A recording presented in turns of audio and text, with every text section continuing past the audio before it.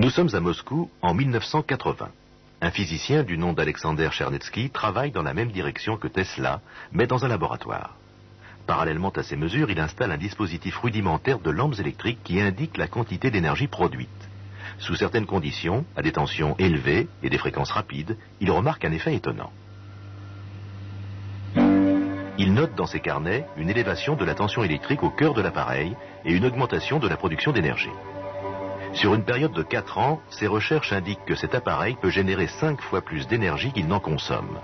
En Russie ou ailleurs, très peu de scientifiques prennent ces déclarations au sérieux.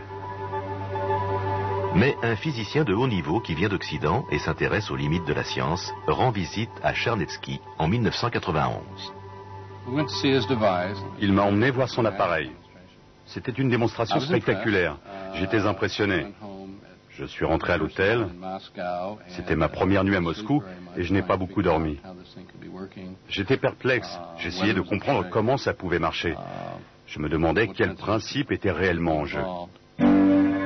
Dans ses articles, Chernetsky parle d'exploiter l'énergie du vide, un langage qui rappelle celui de Tesla.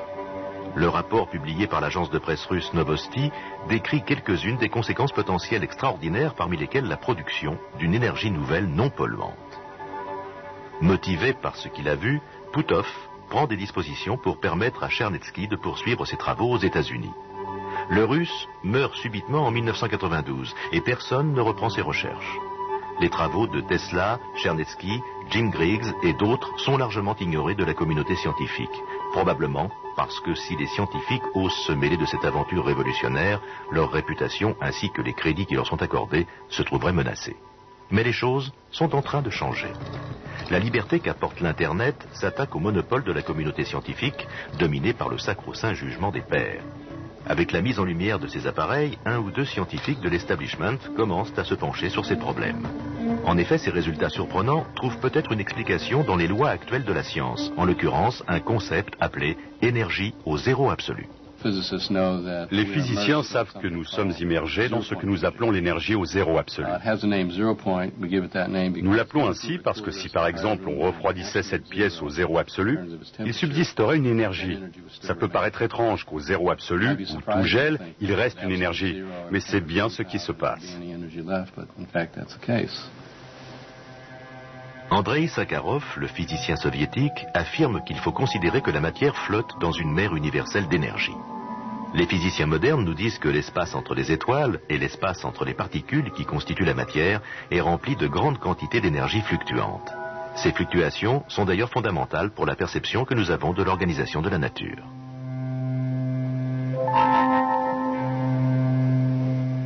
Si l'on prend un atome avec son noyau et ses électrons en orbite, les physiciens modernes nous disent qu'il y a un certain flou entre les niveaux d'énergie des électrons, un peu comme le flou d'une photo. On ne peut pas déterminer à la fois la position et la vitesse des électrons. De plus, les fluctuations aléatoires des niveaux d'énergie peuvent être assez intenses pour faire spontanément surgir du vide des paires de particules et pour les faire disparaître à nouveau. Comme Einstein nous l'a enseigné, l'énergie se transforme en matière et redevient énergie. C'est l'une des manifestations les plus extraordinaires de l'énergie au zéro absolu. En quelle quantité cette énergie existe-t-elle? Sera-t-elle jamais exploitable? Il semble que cette énergie soit assez intense. Le prix Nobel Feynman et l'un des protégés d'Einstein, Wheeler, adoraient commenter le degré d'intensité de cette énergie. Wheeler disait qu'il y avait assez d'énergie dans le volume d'une tasse à café, et même bien plus qu'assez, pour faire évaporer l'eau de tous les océans de la planète. Les implications sont loin d'être négligeables. Ça pourrait aller de la pile de votre brosse à dents électrique, qui ne s'use jamais, à l'alimentation en énergie des porte-avions et des engins spatiaux. Si l'énergie au zéro absolu existait, et si on pouvait l'exploiter, ce serait comme si on était à côté du plus grand barrage du monde. Si on y perçait un trou et qu'on utilisait la pression de l'eau, on aurait ainsi toute l'énergie dont on aurait besoin. Est-il possible que Tesla, Chernetsky ou même Jim Griggs de Géorgie aient pu trouver la clé qui ouvre non seulement cet océan d'énergie insondable, mais perce aussi certains mystères de l'univers? L'énergie au zéro absolu est la pierre de Rosette de la physique. Avec la pierre de Rosette, on a pu déchiffrer une langue inconnue grâce aux deux autres langues inscrites sur la pierre, qui, elles, étaient connues. Nous avons différentes lois qui tentent d'expliquer l'univers. Il n'y a pas une seule théorie, mais il y en a trois. Si la pierre de Rosette de la physique existait, on pourrait faire fusionner ces trois théories en une seule, et l'on comprendrait la source, l'origine et la formation de l'univers.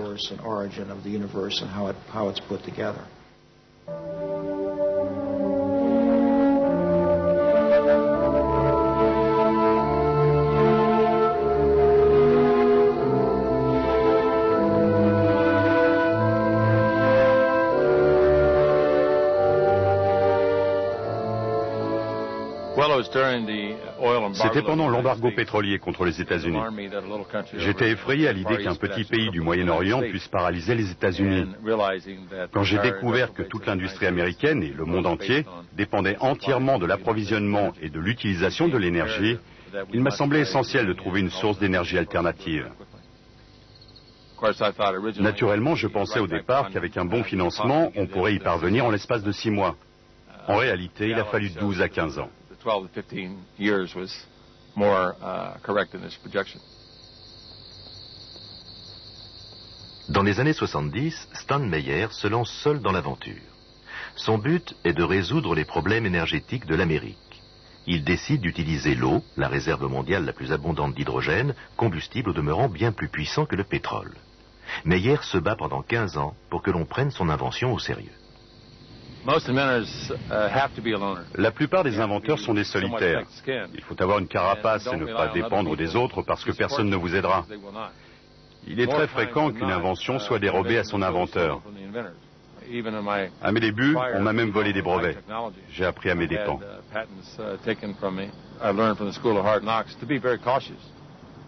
Meyer s'est toujours distingué des autres. Il n'a pas de formation classique en tant que scientifique puisqu'il n'a jamais terminé ses études secondaires et s'est lancé dans la recherche à l'Institut de l'énergie Battelle dans son Ohio natal. Il est maintenant inventeur indépendant à temps complet et possède un appareil dont les implications sont potentiellement révolutionnaires. Il n'y a rien de surprenant à ce qu'une machine puisse extraire l'hydrogène de l'eau. En revanche, ce qui est très original, c'est qu'elle le fasse à partir de l'eau du robinet. La méthode traditionnelle est celle de l'électrolyse. Meyer a inversé ce procédé. Contrairement à l'électrolyse, son appareil n'utilise pas beaucoup d'électricité. Il ne produit pas non plus de chaleur perdue. Depuis 20 ans, il affine une méthode qui permet de casser la molécule d'eau et de produire de grandes quantités d'hydrogène à la demande. Ceci n'est pas son dernier appareil. Il ne souhaitait pas qu'on le filme. Grâce à ce simple dispositif, il a pu montrer à un institut de la propriété industrielle incrédule que son concept révolutionnaire fonctionne bien.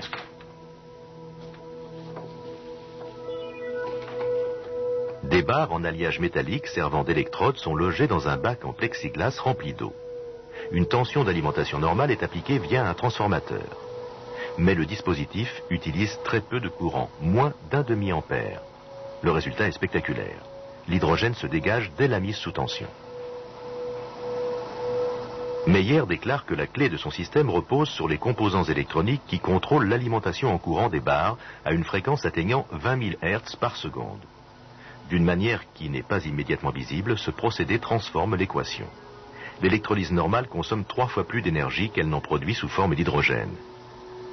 Dans l'appareil de Meyer, c'est l'inverse qui se passe. Il semble produire plusieurs centaines de pourcents d'énergie de plus que ce qu'il consomme. Stan fait référence aux mêmes éléments que ceux qui ont essayé d'exploiter l'énergie au zéro absolu. Il y a les hautes fréquences et les hautes tensions. L'association des deux semble parfois déclencher un phénomène. En Russie, Chernetsky le désignait comme une décharge critique, auto-entretenue. Le tube s'auto-alimentait. Quand Stan obtient cet effet, les quantités d'hydrogène et d'oxygène produites par ces deux électrodes sont une fonction discontinue. L'eau atteint presque le point d'ébullition. Si je réalisais cette expérience en électrochimie classique, j'aurais besoin de courant et la température de l'eau s'élèverait d'1 degré toutes les 2 secondes. Le système de Stan, lui, fonctionne pendant une demi-heure et la température de l'eau reste inchangée. Il y a quelque chose de différent. Meyer reproduit cette expérience sans difficulté. Et cela représente pourtant une révolution extraordinaire. Les mesures qu'il a faites au cours des années suggèrent un rendement supérieur de 1700% par rapport à celle de l'électrolyse classique. Et selon ses dires, il a obtenu des résultats encore meilleurs avec sa dernière invention, qu'il tient encore secrète. J'ai rencontré Meyer pour la première fois lorsque 2 de mes collègues et moi-même lui avons rendu visite pour voir son appareil de fission des molécules d'eau. Il nous a donc fait la démonstration du fonctionnement de sa cuve qu'il a remplie d'eau du robinet. Plus exactement, c'est moi qui l'ai remplie. Puis il l'a branchée et presque instantanément 3 mâchoires de serrage sont tombées à cause du débit auquel le gaz se déversait. C'était tout à fait surprenant. Quelle que soit la source d'énergie utilisée par Meyer, elle était sans commune mesure avec la puissance électrique consommée. Quelque chose l'alimentait en dépit de l'opinion communément admise.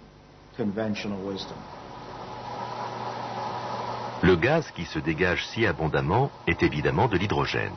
En l'allumant, Meyer produit une flamme dont la température est si élevée qu'elle peut découper du métal. Stanley Meyer rencontre beaucoup de difficultés. Par 3 fois, il a tenté de lancer son appareil. Il a organisé des conférences de presse, contacté la presse technique. Mais à chaque fois, on s'est moqué de lui. Surtout au début. On a ridiculisé son idée.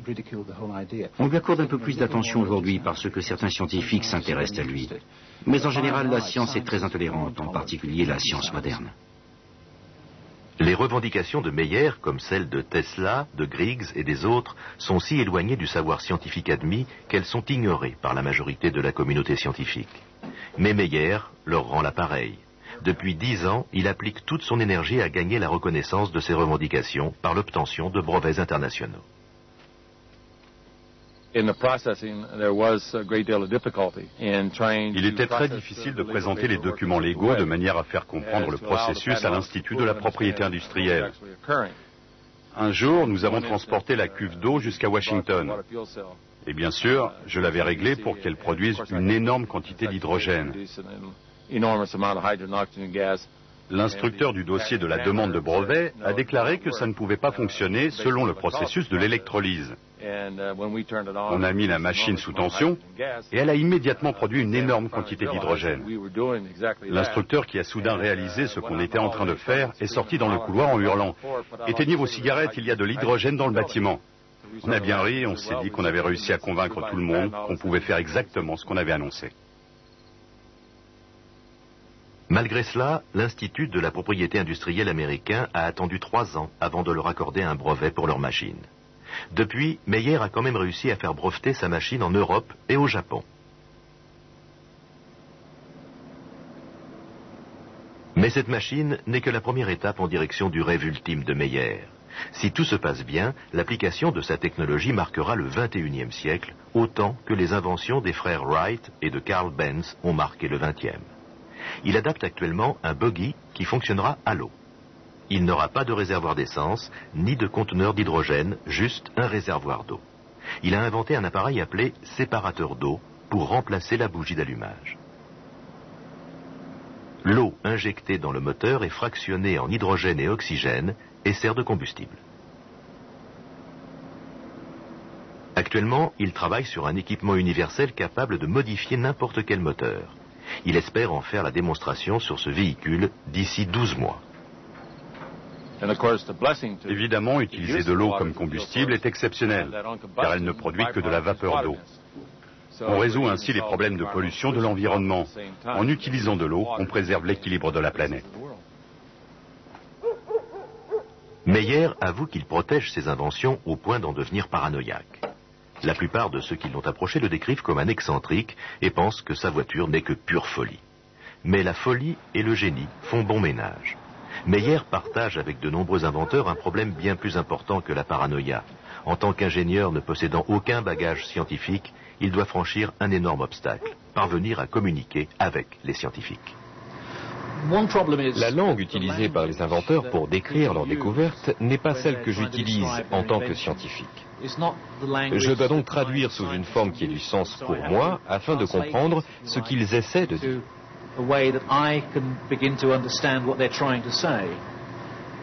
Ça pourrait aussi bien être écrit en swahili.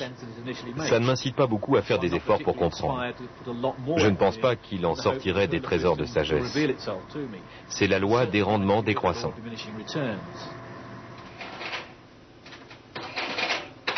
Il ne s'agit pas uniquement d'un problème de communication. Un large fossé sépare les scientifiques et les inventeurs. En effet, la plupart des scientifiques refusent totalement de risquer leur réputation pour traiter des sujets qui n'ont pas une origine purement scientifique.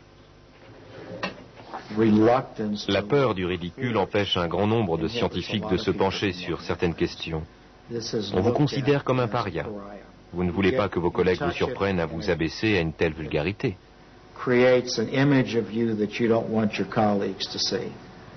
D'un côté, vous avez des choses qui fonctionnent, mais qui manquent d'intérêt, et de l'autre, des choses qui sont tirées par les cheveux, mais qui seraient vraiment révolutionnaires. Il faut donc peser le pour et le contre, et voir ce qui serait le plus profitable pour vous. Ensuite, une fois que vous avez fait votre choix, pensez à la stratégie. Dois-je demander des subventions? Et dans l'affirmative, avec qui serais-je en concurrence? Quelle chance a mon projet d'être soutenu? Parce que dans le domaine scientifique où je travaille, il ne faut pas compter avoir une idée le vendredi et commencer les expériences le samedi. Il faut des mois, voire des années de préparation. Meyer et ses semblables ont peut-être été ignorés par la communauté scientifique, mais certainement pas par le puissant complexe militaro-industriel. Depuis 10 ans, Meyer dit que de nombreuses organisations très influentes ont discrètement pris contact avec lui, bien que celles-ci n'admettront jamais publiquement avoir traité avec Meyer. Elles sont partie prenante dans l'exploration de l'espace et aussi dans le domaine militaire. Quand ils ont compris ce qui se passait vraiment, au nom de la sécurité nationale, je n'ai plus eu aucune liberté de décision.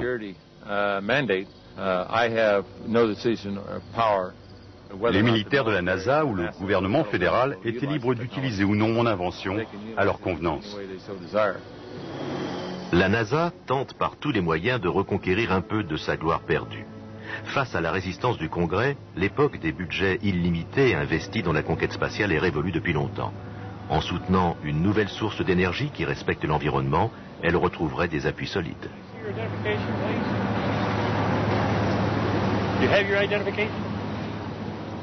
En tant qu'ancien chercheur de la NASA, le professeur Paul Zis est tenu au courant des travaux de l'agence. La NASA possède de grands centres de recherche. Celui de Lewis à Cleveland, Ohio, est chargé de la propulsion.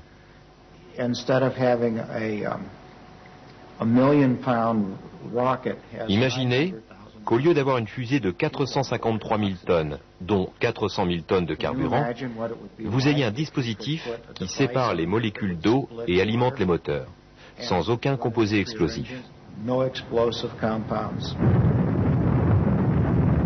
Si la confirmation publique d'un contact de la NASA était faite, cela donnerait un fameux coup de pouce à la technologie de Meyer. Mais Paul Zis dit que ces accords se font toujours en secret. Ils cherchent de nouvelles sources d'énergie. D'après mes informations, ils ont effectivement travaillé avec Stan. Ils ont essayé de comprendre ce qu'il fait et ils ont passé un contrat avec lui. Je comprends aussi pourquoi, face à l'administration de Washington et au contrôle du Congrès, ils ne l'admettront jamais publiquement. Ce qu'ils feraient serait immédiatement en but à la suspicion et considéré comme une menace.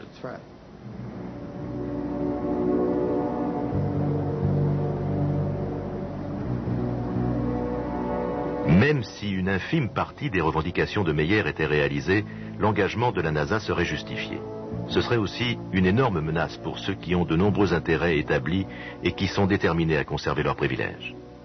Si l'appareil de Stan Meyer fonctionne comme il le dit, l'énergie serait disponible dans le monde entier et quasiment gratuite. Les répercussions seraient extraordinaires. Toute nouvelle technologie fait naître de nombreuses oppositions parce qu'elle touche beaucoup de facteurs économiques. Par exemple, aux États-Unis, nous dépensons environ 200 milliards de dollars par an pour l'importation du pétrole. Il est évident que les Arabes seraient prêts à payer 200 milliards de dollars pour contrecarrer cette technologie. Un grand nombre de fois au cours de ces 10 dernières années, on m'a proposé d'énormes sommes d'argent pour céder mon invention ou la laisser dans les cartons.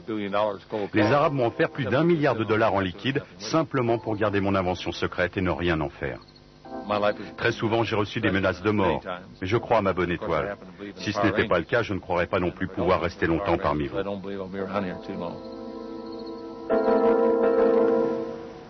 Si l'invention de Stadtmayer fonctionnait, tous les moteurs à piston et toutes les turbines à gaz du monde entier pourraient fonctionner avec son convertisseur.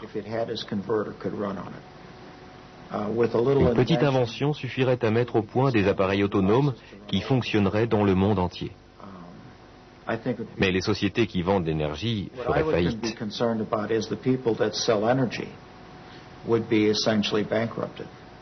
C'est exactement ce qui est arrivé au chariot Conestoga avec l'arrivée du train ou au Poney Express avec l'avènement du télégraphe. Cette technologie sonnerait le glas d'intérêts internationaux gigantesques qui ne se laisseraient peut-être pas faire si facilement.